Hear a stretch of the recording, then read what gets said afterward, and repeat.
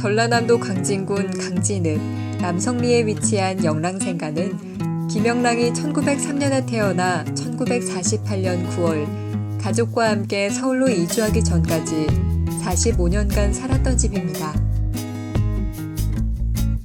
그가 떠난 후 몇 차례 집주인이 갈리면서 일부 원래 모습이 바뀌기도 했지만 1985년에 강진군에서 사들여 지금은 원형에 가깝게 복원된 후 관리되고 있습니다.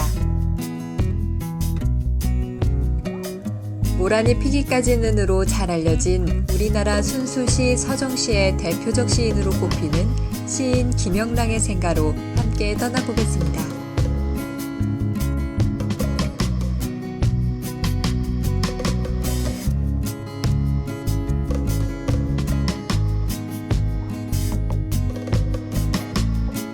저는 강진구 신문학파기념관 관장 김선기라고 합니다. 이 은행나무는 약 한 250년 수령을 가지고 있는데요.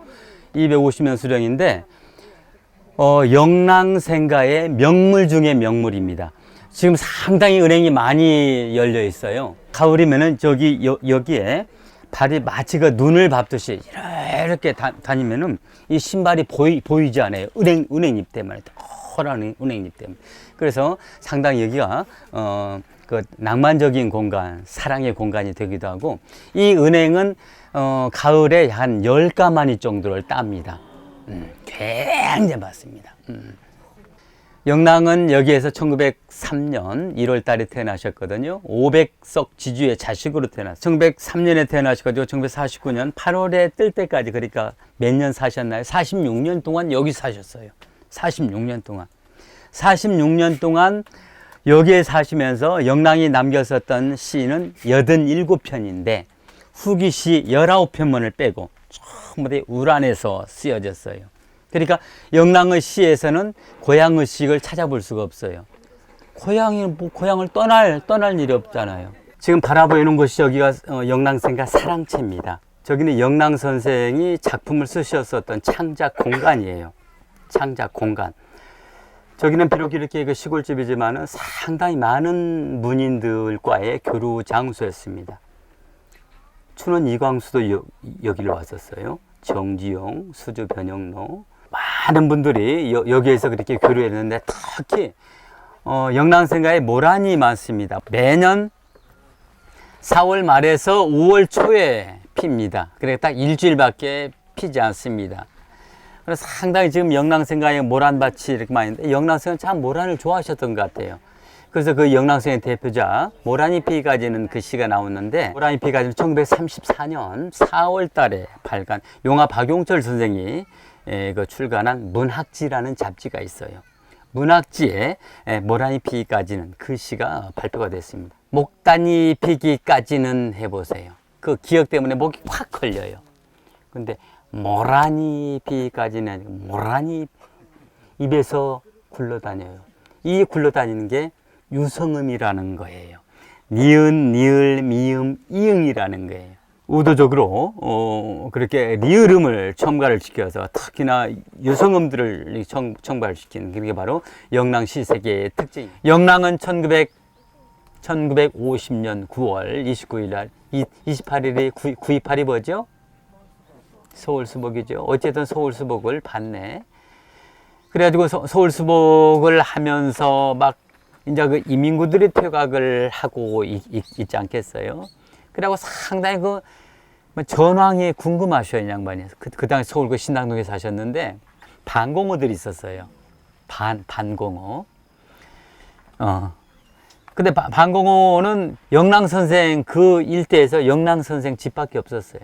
그러니까 아내자들이 막 그냥 위에서 쾅쾅쾅 쏘아득이고 그러니까 불안할 게 아니에요. 그러니까 영랑선생 집으로 다 몰려들어, 반공으로 다 들어가. 그러니까 영랑선생은 그냥 어째 자기가 있다가 아내자들 들어오면 안으로 들어가서 결국은 들어갈 데가 없는 거예요.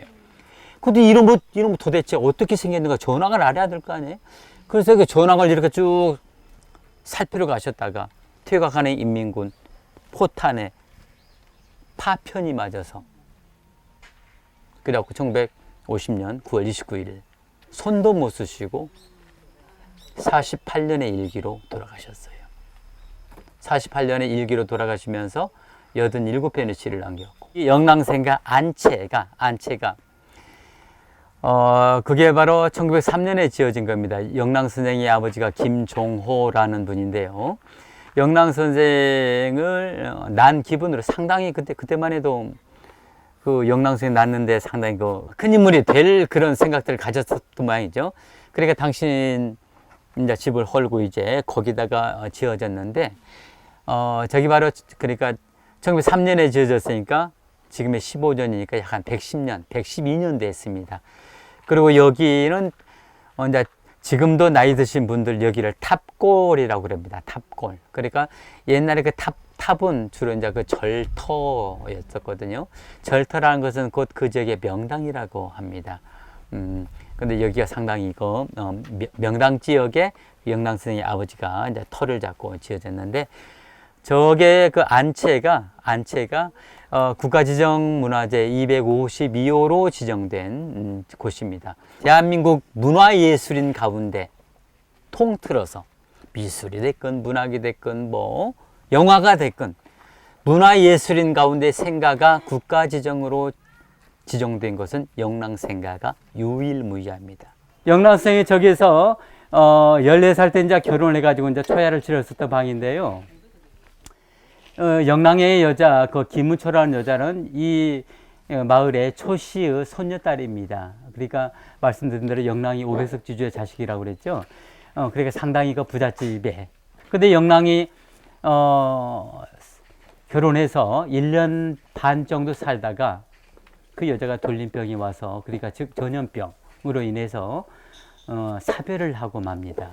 영랑이 그때 당시에 서울에서 공부를 하고 있었는데 점을 치니까 그 영랑이 이제 받고 이제 통곡을 합니다. 그래서 영랑, 우리가 여기 와봤지만은 공항도 없고 기차역도 없고 아무것도 없어요. 여기서 기차가 유일하게 연결되는 것은 나주역입니다. 나주. 그래서 그때 당시만 해도 뭐 비둘기호 정도나 그렇게 이제 석탄차 정도나 됐겠죠. 그래서 거기서 용산에서 이제 나주역까지 이제 그렇게 밤을 새워서 이제 기차로 왔다가, 영랑이 부자라고 그랬죠. 인력거를 댑니다. 그래서 이제 영랑이 이제 인력거를 타고 이제 강진까지 갑시다라고 했겠죠. 이제 거기 인력거군 타고. 그러니까 즉 그 택시입니다. 지금 같으면은. 영랑이 와서 대성통곡을 한 거예요. 영랑이 그때 나이 16이죠. 1년 반 만에 아내를 보냈단 말이에요. 영랑의 나이 16. 자, 1년 반 동안 어찌됐든 결혼해서 살았는데 상당히 그 여자의 분냄새 그 정도면 중독이 됩니다. 얼마나 간절하겠어요. 내각시가 죽었는데.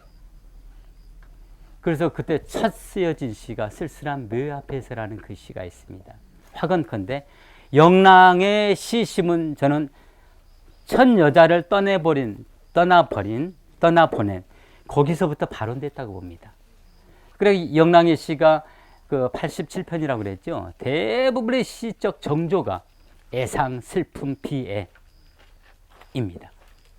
이제 물론 이제 후기 시에는 가령 뭐 춘향이라든지 뭐 도굴참이라든지 뭐 이제 거무구라든지 그런 것은 이제 민족 해방을 이제 갈망하는 그런 것들이지만은 그 전반부의 시들은 전부 다 그런 것들이. 가령 모란 같은 거 보세요. 찬란한 슬픈 봄을 기둘리고 있을 때 그랬단 말이에요. 그 기둘리면서 얼마나 많은 가슴 졸이면서 그렇게 혼자 그렇게 몸부림을 쳤겠어요. 여러분들이 강진을 떠났어도 87편의 시를 남겼다는 것을 아마 길이길이 기억할 겁니다. 내가 의도적으로 강조를 하거든요. 87편의 시 가운데 후기 시가 19편이에요. 근데 후기 시 제외한 나머지 작품은 전부 울 안에서 쓰여졌어. 오메 단풍 들겠네. 장광의 골부른 감림 날라오와 노인은 놀란 듯이 치여다보며 오메 단풍 들겠네. 추석이 내일물이. 이게 그리고 오메 단풍 들겠네라는 것은 처음에 그 제목은 누이의 마음아 나를 보아라. 그 제목입니다. 그런데 그걸 빼버리고 이제 천년 시작하는, 욕해서 죄송합니다. 2년 전년에서 천년을 시작하는데 오메 단풍 들겠네 라는 그게입니다. 저 작품이 1930년 3월 5일에 창간된 시문학지의 창간호에 수록이 되는데 왜 저 시가 저 나름대로 의미를 지니고 있는 거니? 오매 단풍 들겠네라는 그러니까 즉 인용체와 전라도 사투리 오매 그러니까 어머나라는 거겠죠. 어머나 서울말 쓰면 어머나 단풍 들겠네. 오매 단풍 들겠네 그런단 말이에요. 전라도 사투리가 한국 시단의 복판을 가로질렀다는 것. 그리고 또 한번 쭉 시공부를 하시니까 한번 그것을 한번 쭉 살펴보세요. 우리나라 시 가운데 모두 시 작품 가운데 인용어가